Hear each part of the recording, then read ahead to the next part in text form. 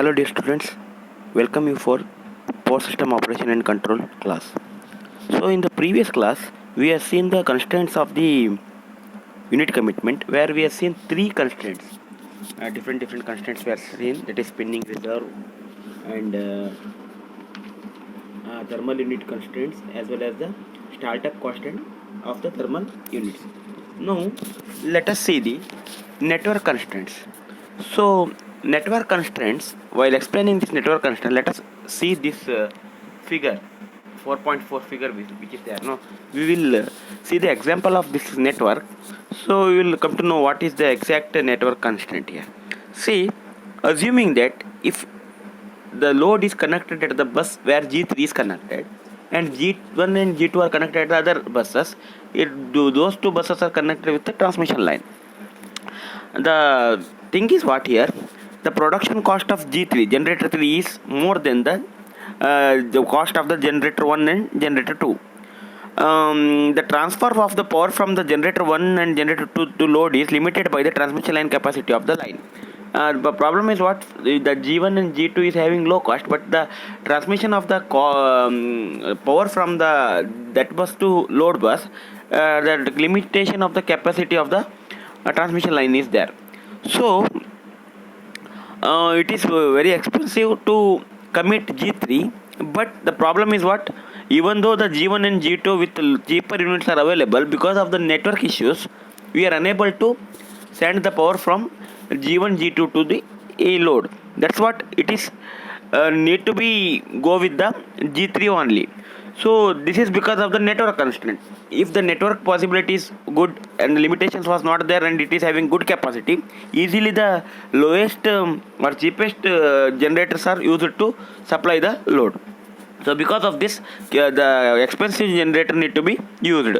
So it detects the units must be run to provide the voltage support. Sometimes it is must to go for the some units to be in the on condition. Such units are called must run units. Even though its cost is more, it is need to be run, must ensure. That's why it is called as must run units. So this is what the network constraints, and network how affects the unit commitment. Even though it is a cheaper unit, which is unable to utilize because of the network issues.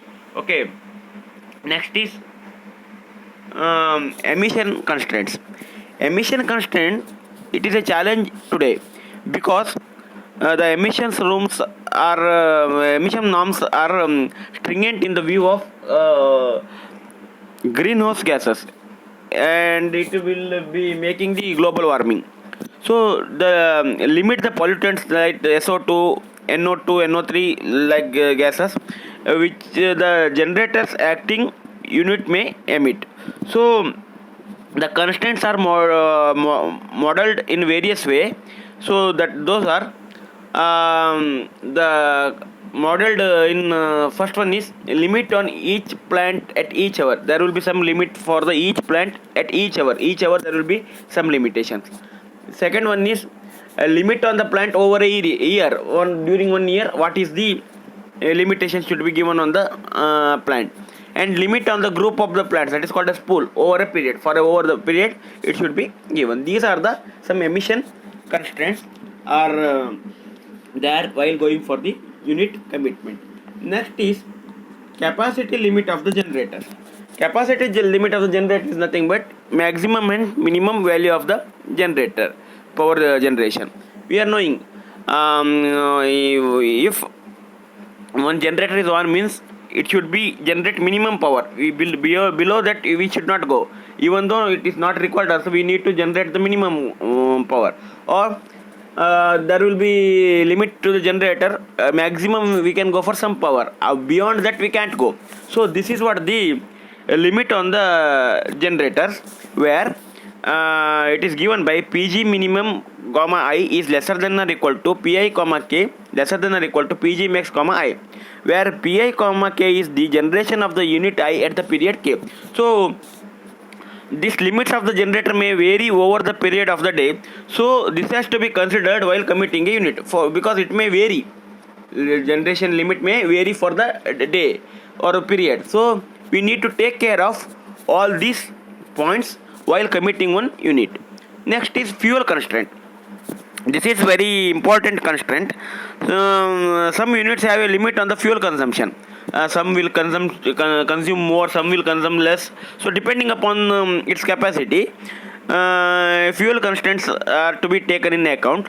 At the same time, this is a more challenge in the recent power system, which include a number of microgrids operating with different fuels. Different microgrids are used and different generators are used, not only the thermal unit. Sometimes some diesel power plant will be used at some factory sites, or where the requirement is there, diesel fuel is used.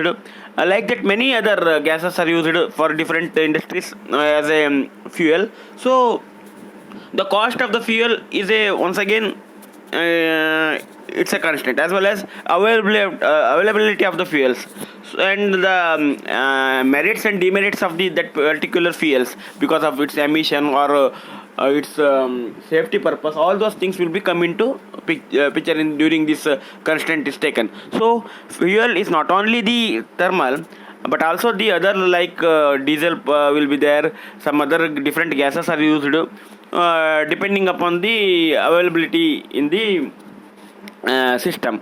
So all these fuel constraint to be taken, and if same fuel constraint, if two generators are there, means one generator is consuming more, another generator is consuming less. So this availability of the fuel, cost of the fuel, all these are coming under the fuel constraint. Next is security constraint. So security constraint it includes the breach of security associated with the condition of insufficient generating capacity. This can be simply modeled mathematically. It is given by S of t is equal to summation of Pi of t Qi of t, where S of t is nothing but it is a probability that the system has insufficient generating capacity at the time t. Means the probability of the system is having the insufficient generating capacity at the time t, where Pi of t is given by probability that the system is in state I at the time t, and the Qi of t is given by probability the state I is a condition for which the load exceeds the generation, when load exceeds the generation for time t, and t is given by time in future measured from the hour at which the system is known state. So a feasible solution would be the one that will have a sufficient capacity to supply the load with an acceptable security, which can be measured by having reliability values for the S of t. So this is regarding the security constraint. The next one is idle plant constraints. Idle plant constraints are nothing but when a thermal plant is used togetherly with idle plants. So the idle plant has got its own constraints, means availability of the water, season. See, during rainy season availability of water is very good. During summer it is very difficult. So the proper use of the idle plant is important here. Means in summer season we may require more power, but the availability of idle power plant is not that efficient one. But during the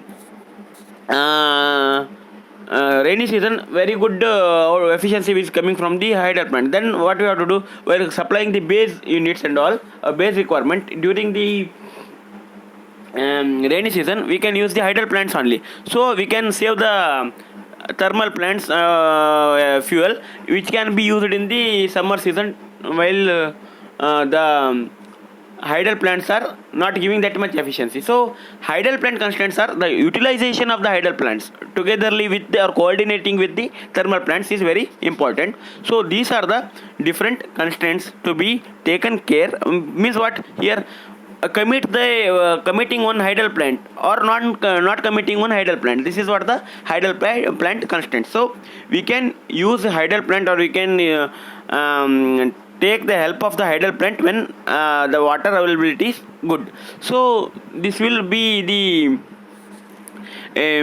makes the less burden on the thermal plants. Okay, so these are the different constraints. So means while going for a committing one unit, what are the things to be taken account, and how to commit the generator on the given data. Okay, So next is the methods of the unit commitment. Which are the methods to use for the unit commitment? Different methods are there. Priority list method is there. Dynamic programming method is there. That we will see one by one in the next class. Thank you.